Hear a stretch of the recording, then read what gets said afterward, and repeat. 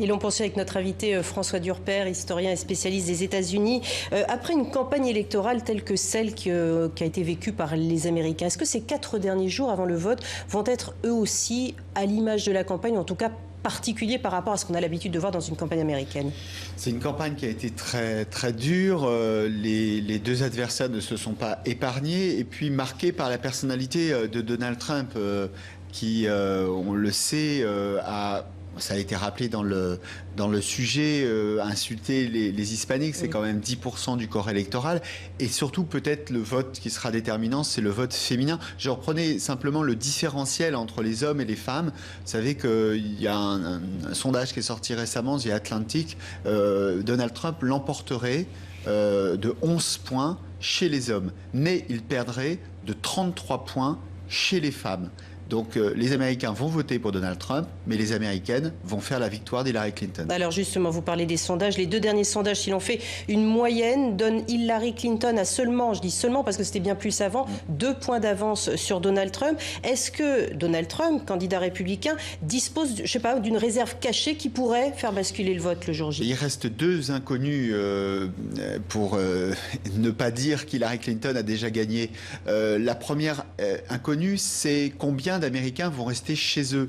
On sait qu'il y a aux États-Unis ce qu'on appelle le reluctant vote, c'est-à-dire le vote réticent, le vote par défaut. Les 2 candidats sont impopulaires. Dans ce contexte-là, est-ce que beaucoup d'Américains et les Américaines qui devaient sauver Hillary Clinton resteront-elles chez elle?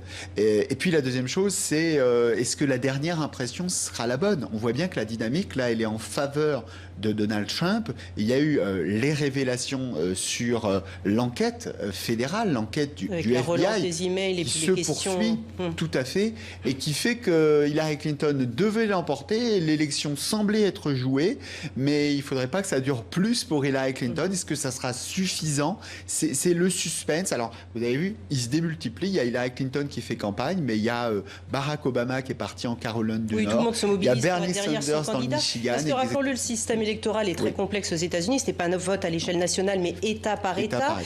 Qu'en est-il justement de ces fameux swing states qui ont on dit que c'est eux qui les faiseurs de roi. Vers quel regard, vers quel État, pardon, doit-on regarder aujourd'hui? Le premier État qu'on va vraiment scruter, c'est la Caroline du Nord à 2 h du matin. La Caroline du Nord, pour l'instant, elle est à égalité parfaite entre les 2. Elle avait été perdue par Barack Obama il y a 4 ans, gagnée par Barack Obama il y a 8 ans. Si la Caroline du Nord est du côté d'Hillary Clinton, ça se sentira bon dans la nuit. Dès 2 h du matin, dès 2 h, on aura une tendance. On aura une tendance. Et c'est important, ces swing states, hein, ces battleground states, parce qu'il y a encore beaucoup d'indécis, notamment en Virginie, 15% d'indécis en Virginie. Que vont faire ces indécis? En revanche, dernier point, le early voting, vous savez, le vote par anticipation, il aura peut-être servi Hillary Clinton, elle aura peut-être verrouillé une partie de son avance. Parce qu'ils ont été faits avant que les révélations des dernières affaires soient faites récemment. Notamment, 40% des Floridiens ont voté avant le vote. Vous parliez de l'impopularité des candidats, je crois que c'est 60% de taux d'impopularité chez l'un comme chez l'autre. Oui. Il va falloir quand même choisir. Mais est-ce que, du coup, est-ce qu'on parle d'un vote qui va être... En gros, est-ce qu'ils vont choisir un candidat ou est-ce qu'ils vont éliminer un candidat? Alors, je vais aller contre l'idée un petit peu commune qui...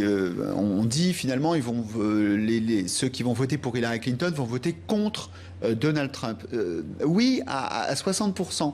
Mais il y a quand même un élément qui fait que les gens votent pour Hillary Clinton, c'est son expérience politique. Dans les sondages, certes, il y a beaucoup de gens qui disent « nous votons Hillary Clinton parce que nous votons contre Donald Trump », mais il y a encore plus d'Américains qui disent « nous votons pour Hillary Clinton parce qu'elle a de l'expérience ». Et ça, c'est important parce que, bien sûr, parce qu'on a beaucoup parlé, si vous voulez, d'une campagne anti-système. Eh bien, peut-être que le résultat va nous contredire le 8 novembre en disant, certes, il y a beaucoup d'Américains qui sont anti-système, mais quand même aussi beaucoup d'Américains qui veulent être rassurés et qui font confiance à quelqu'un qui a eu des responsabilités publiques. Merci beaucoup François Durper, et nos téléspectateurs auront le plaisir de vous retrouver durant la nuit américaine sur TV5 Monde le 8 novembre. Merci à vous.